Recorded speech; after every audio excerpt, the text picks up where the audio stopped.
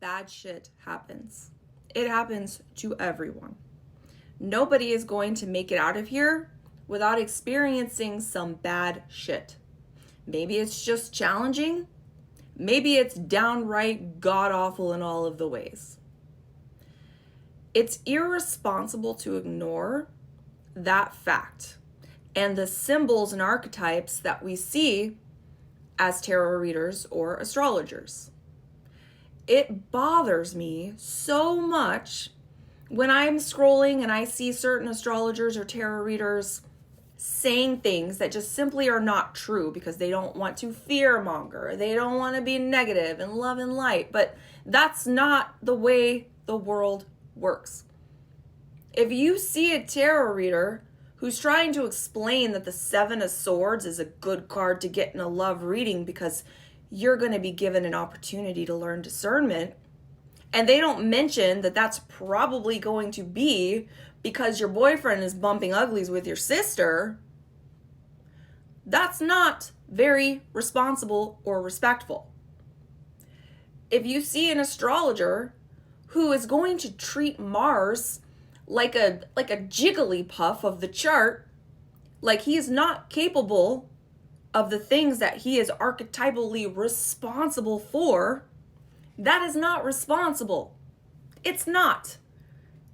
For an astrologer to ignore the fact that Saturn transits and transits to Saturn, especially Mars or perhaps Pluto, don't have the potential to feel a little rough, irresponsible. I don't care what anybody says. We as astrologers and tarot readers and any other kind of work like that, divination practice, need to let people be aware that there are opportunities that may feel a little squirrely, perhaps. Now, I am not saying, because sometimes we do get things wrong, that we need to doom and gloom the presentation, that we need to say definitively that something bad is going to happen, but we could give them a slight heads up that like, oh, the energy of this happening in the chart may not feel that great in the moment. Now, of course, you're going to want to offer some hope when you're delivering bad news.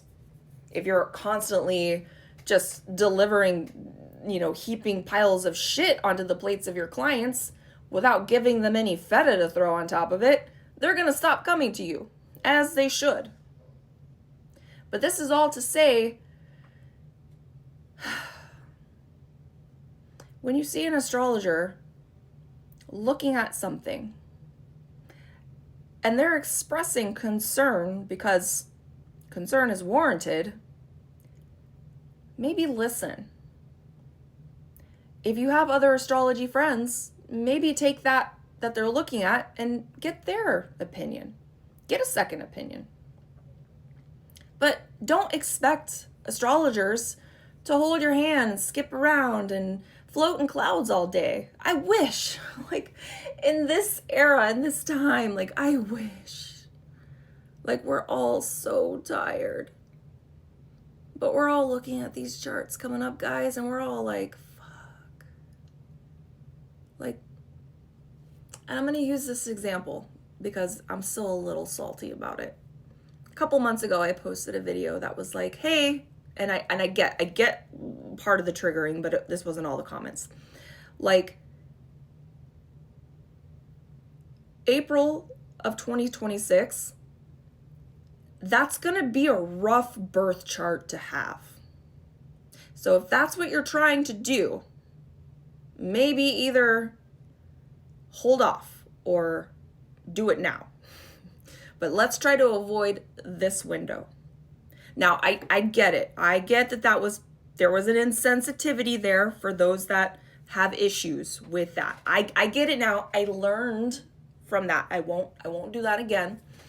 But that being said, there were a lot of comments that were not necessarily upset with me for that, but it was, and I even said in the beginning, this isn't an I hate Aries video. This is not. I love Aries. My 7th house is Aries. I married an Aries for 12 years, and although we didn't work out, it's not because he was an Aries. I love Aries energy. But the birth chart, the mundane chart, the transits, however you want to approach the issue, in April of 2026, there is going to be a huge stack up of planets in the sign of Aries. At one point, there will be 6. You only have 10 potential planets to have placements in. Additionally, Chiron will be there. And although Chiron is not a traditional planet, a lot of astrologers, myself included, do work with Chiron as though it were a planet because that energy does express so strongly in the chart. So it's really like 7. So when I'm looking at that, I'm like, that's a lot of Aries. And I said that in the video. And I had so many people flood my comment section like, I would be so thankful to have that. And like, you're being mean. And like, how dare you say that about a baby? Like, that baby doesn't fucking exist yet, first of all. But it's not just that they're going to be too much. Like, that's a lot. Whether it's in Pisces or Taurus or Cancer or Aries or Gemini, like, you have 6+ Chiron planets in the same sign, you're going to be a lot of the best expressions of that and potentially the worst expressions of that. And when it comes to a sign that is ruled by Mars, the lesser malefic of the chart, in a cardinal sign, which has everything to do with crisis, it's not just that you're going to be a lot of Aries or crisis or war or agitation or conflict. You are going to experience a lot of these things. So, while someone told me that's not what people use astrology for, if I were of childbearing mindset, I would not choose that chart for a potential child. That's just me.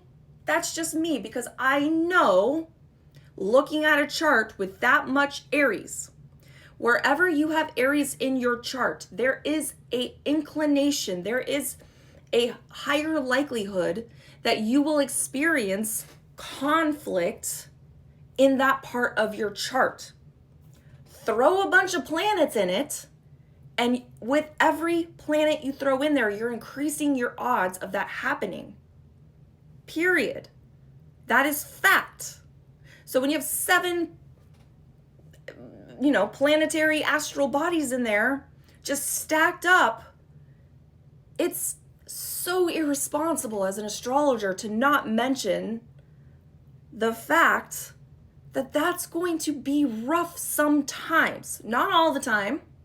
Not all the time. No, I would never say that. But anytime Saturn is square for 2.5 to 3 years, that's going to feel squirrely. Square, opposite, or conjunct. That's going to feel kind of difficult. Period. I don't care what anybody says. Now, they're going to be strong enough to endure it because they have all that Aries energy. They're going to be able to fight it. They're going to be able to do great things. They're going to have great leadership potential. But like, if you're living a life where it's like, especially like us women folk, right? Like, oh, you're so strong. You're so able to get things done. Like, you've overcome so much. You're so powerful. Like I, for one, Capricorn moon, I'm tired of being powerful. I'm tired of being strong. I'm tired of having to overcome so much. I'm tired of being able to prove myself again. And I just want to sit down and be like fucking Cancer moon energy. And I can guarantee you, because many people commented in that comment section, that that's going to be a tiring chart. That's going to be a chart where that native is, I'm not saying anything negative about that native, but that native's going to want to sit the fuck down sometimes and calm down. That native's going to get tired. And that's all I'm saying. We have to be realistic about what we see in charts and not be shamed for pointing out negative shit, because bad shit does happen and uncomfortable shit also happens. Period. That's what I got for you.